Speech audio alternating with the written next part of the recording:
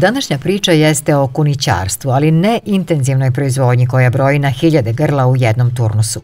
Naprotiv, današnja priča je o Miodragu Srejiću iz Rakovca kod Novog Sada, penzionisanom anestetičaru koji je život posvetio radu u zdravstvenim ustanovama i pružanju pomoći ljudima kad je bilo najpotrebnije. Danas on sa svojom suprugom živi u Rakovcu, uživa u penziji i uzgaja kuniće, jer kako kaže, uzgoj životinja je njegova davna ljubav i izvor duševnog mira. Mi smo sada u Rakovcu, jednom lepom fruškogorskom mestu sa jedno 3000 stanovnika, gde ja imam vikendicu i uzgred bašticu, mali vinograd i jednu farmicu kunića, odnosno domaćih pitom zečića, lepih kunića, ovih patuljastih, ima i većih šaraca nemačkih, belgijskih orijaša, ukrštenih orijaši i šarci, tako da ima raznih lepotana. Za kuniće se odlučio iz krajnje praktičnih razloga.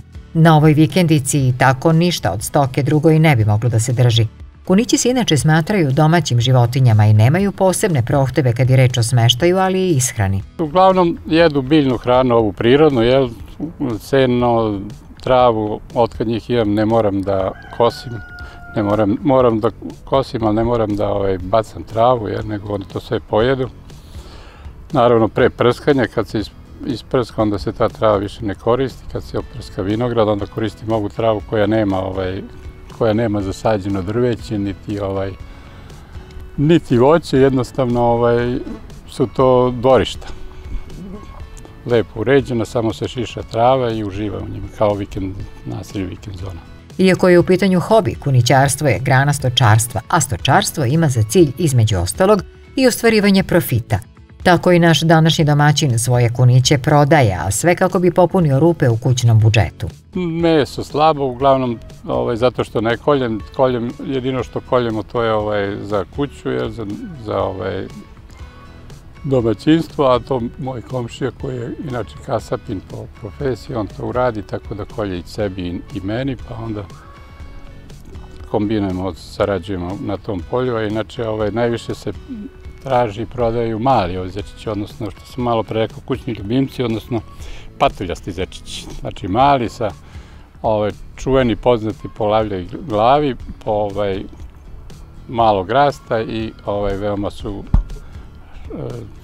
raznoliki, šarenoliki, jer imaju više boja. Što više boja, to deca više vole i onda veći su ljubimci. Oni ne rastu više do 1 kilogram težine, ženke možda malo manje, mužjaci tu do kilograma i zato su zgodni za kaveze, za decu kao igračka. Svu svoju robu Miodrag prodaje na novosadskoj najlon pijaci, beočinskoj pijaci i naravno na rumskom vašaru, koji se održava svakog 2. i 3. u mesecu. Cene se ne menjaju već godinama i kreću se oko 500 dinara za zečiće do mesec dana starosti. Niska cena nas i dovodi do sledećeg pitanja.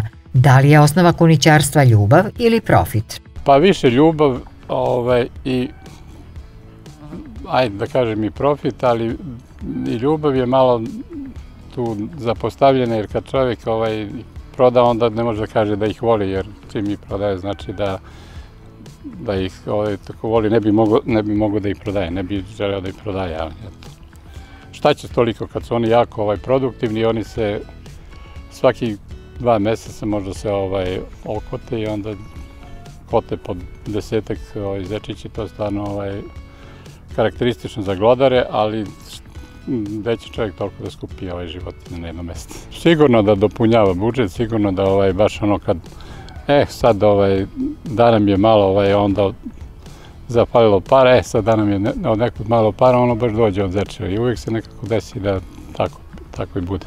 Iako je ova proizvodnja prvo posljedica ljubavi, pa tek onda posljedica potrebe za prihodom, čini se da naš domaćin nema nameru da joj uvećava obim ni na koji način. Zasićenost tržišta i mala potražnja učinili su svoje, pa se postavlja pitanje ima li uopšte budućnosti u kunićarstvu ili će ova grana stočarstva ostati zastupljena samo u tragovima u sklopu domaćinstava kao što je ovo koje smo danas posetili. Poštovani gledalci, poljoprivrednu emisiju U našem ataru možete pogledati na internetu putem sajta www.poljoprivrednaemisija.com. Za sve što ste propustili ili želite ponovo da pogledate, posetite www.poljoprivrednaemisija.com.